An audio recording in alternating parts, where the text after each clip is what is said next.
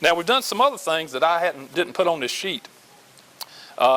Two terms ago, 2013, 2014, we reformed how transportation is funded in North Carolina.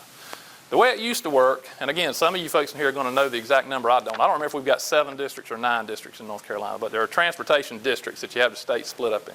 And the way they used to fund it was the money that came into the Highway Trust Fund that wasn't rated for other purposes, that actually stayed in the Highway Trust Fund, was divided up by 7 or 9 or however many districts there were. The money went to each district, and whoever had the political clout in that district got the road built that they wanted to get built, and that's the way the money was spent. Got some local examples that I won't mention, but where I come from. Anyway, we changed that 2 years ago. We changed it so that we divided state transportation money into 3 pots. A state pot for projects that affect the entire state, a regional pot for projects that affect large regions, and then a district, which used to be the old local pots. So you don't have as much for each little division to divide up as you used to. But I can tell you we've already seen the results of it. If you've watched the news lately, you know that CSX recently announced they're going to put that big intermodal facility just crossing the Edgecombe County line in Rocky Mount. That's a big deal. Not only are they bringing jobs, but they'll bring a lot of other companies with them to this area. Now that was listed as a statewide project. You may not be aware of this, but people from Charlotte to the Morehead City Port are excited about this deal. It's going to bring a lot of transportation hubs and companies and other things to North Carolina. It's going to change the way freight's moved around, and it's going to have effects statewide. So that was a statewide project. Scavarla, our Department of Commerce Secretary, said at the announcement there at Wesleyan College a couple of months ago that had it not been for the way we reformed transportation funding, it would not have been possible to even enter bids into this project to try to get the CSX people here. We wouldn't have had the money for it.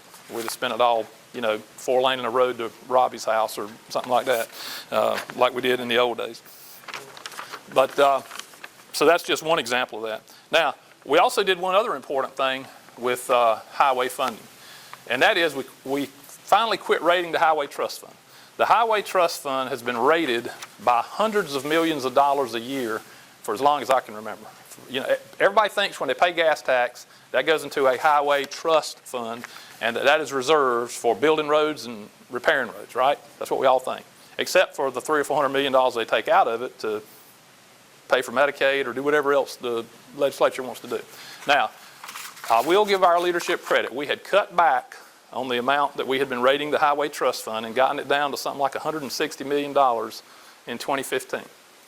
But some of the hard-headed conservatives like me kept saying to our leadership, it's really, really nice, Mr. Speaker, that we're not stealing as much from the people as we used to, but wouldn't it be better if we didn't steal it all from them rather than just saying we're stealing less than we used to steal?